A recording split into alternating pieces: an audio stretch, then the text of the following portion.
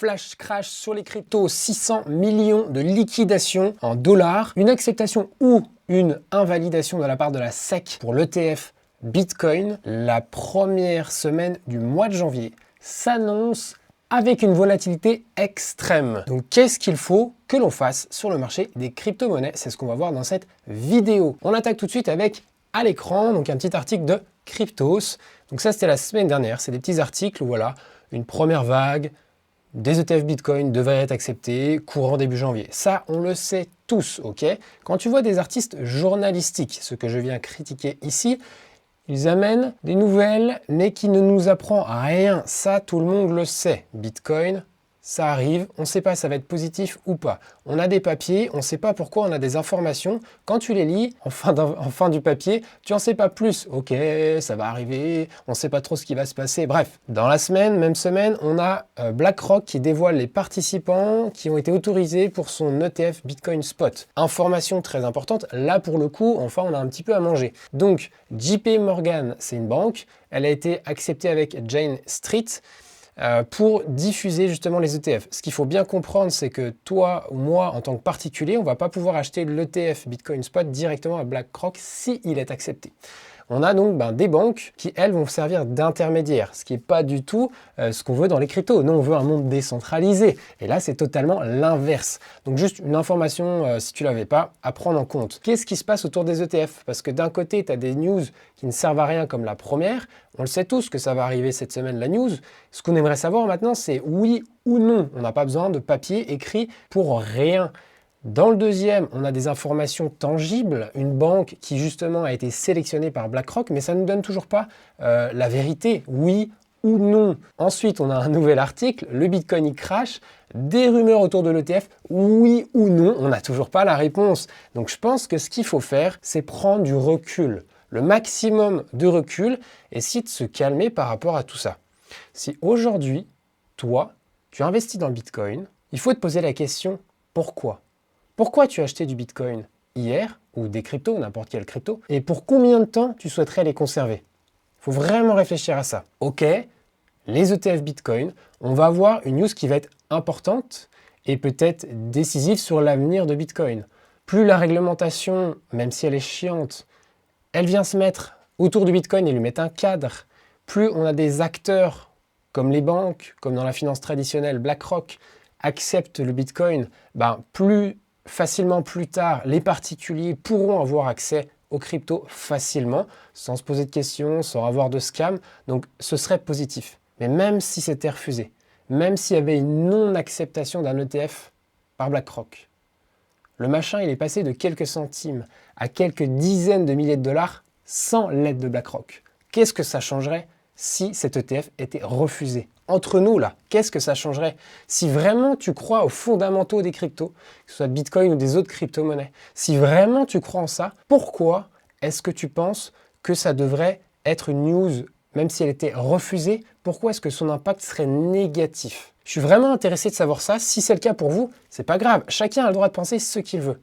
Mais dites-le moi dans les commentaires, ça me ferait vraiment plaisir et qu'on échange là-dessus. Moi, ce que je note sur le mouvement qui s'est passé, ok, on est passé, on pourra aller le voir, on va juste regarder là, 2 secondes, 644 millions de dollars de liquidation en 24 heures. Et on va aller sur l'analyse graphique pour voir un petit peu tout ça. On avait un Bitcoin qui s'échangeait autour de entre les 44 700 et les 40 200 depuis, on va dire, le 4 décembre. Ok, on est rentré dans une petite structure en triangle légèrement resserré. Okay, et on est venu toucher borne haute, basse, basse, haute, plusieurs reprises.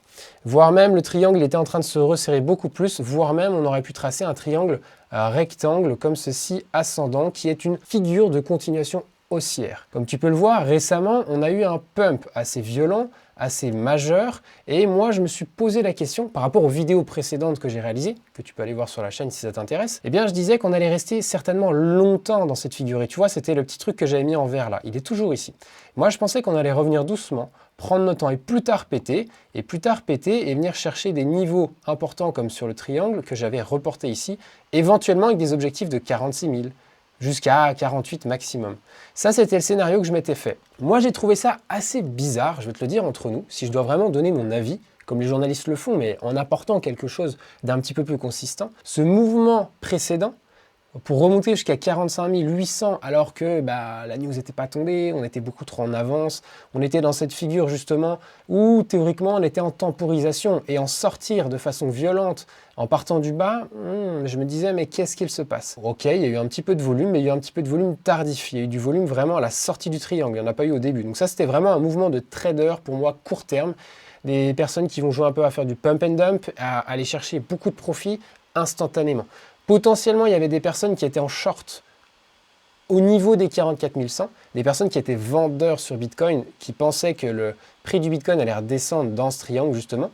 Et à partir du moment où des personnes sont short sur un actif, alors que l'actif monte, ils se font d'une certaine manière liquider. Donc là, il y a déjà du monde qui se sont fait liquider, les vendeurs. Puis ce qui était intéressant, c'est que du coup, tout le monde s'est dit le Bitcoin va partir à 50 000, 100 000 $, donc tout le monde devient long, tout le monde devient acheteur sur Bitcoin. Donc certainement, beaucoup de monde ici ont pris des positions acheteuses, et ce qui est très marrant, c'est que le prix s'est retourné, et du coup, comme certainement beaucoup de gens pariaient à la hausse, se sont fait piéger lors de la réintégration du triangle. Et du coup, là, on a eu la grosse liquidation. On est revenu sur des points très très bas, en dessous des 41 000, tout dépend des exchanges. Imagine la liquidation 600 millions, ça paraît une somme gigantesque, mais on a déjà vu des 1,5 milliard, des 2 milliards lors du bull run précédent. Donc au final, c'est une somme qui est très importante. Ça va assainir le marché, mais je la trouve pas grave, en tout cas à court terme pour le marché des cryptos. Je la trouve pas grave. Assainir le marché, qu'est-ce que ça veut dire? Toutes les personnes qui parient à la hausse, à la baisse, de façon assez, on va dire, agressive, avec du levier, eux, on veut qu'ils dégagent. Nous, ce qu'on veut, c'est une construction d'un Bitcoin sain. Je les achète au spot, je veux les conserver sur du long terme, peu importe les mouvements à court terme, qu'ils fassent plus 10 ou moins 10% en une journée, moi, je m'en fous. Ce qui compte, c'est que mes Bitcoins, ils prennent de la valeur sur 1 an, 5 ans, 10 ans. Et à partir du moment où justement je vais avoir un Bitcoin qui vaudra peut-être 100 000 $ un jour, peut-être 1 million de dollars un jour, et bien là, je serais bien content de ne pas avoir regardé ces mouvements court terme, de ne pas avoir acheté, vendu à ces moments-là, parce que psychologiquement, ça fatigue. Voilà ce que je voulais partager dans cette vidéo. Prenez du recul, ne jouons pas les mouvements court terme, sauf si nous sommes des traders. Si tu as le temps d'être un trader, si tu as la psychologie et la capacité de gérer tes émotions comme un trader, vas-y, fais-toi plaisir.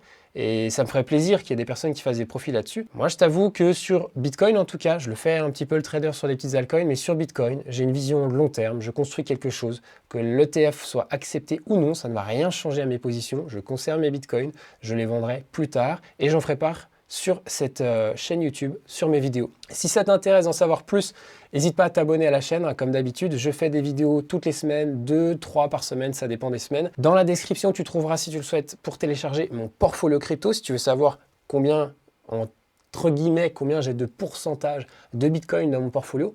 Est-ce que j'ai d'autres altcoins, de l'Ethereum, des petites crypto-pépites qui pourront potentiellement faire des x10, x50, x100? Je te partage tout ça dans la description, c'est transparent. Et puis n'hésite pas à me lâcher des petits commentaires si tu as des questions ou si tu as un avis sur la question, ça m'intéresse fortement. Sur ce, je te dis très bonne fin de journée. On se retrouve à bientôt pour une prochaine vidéo. Ciao!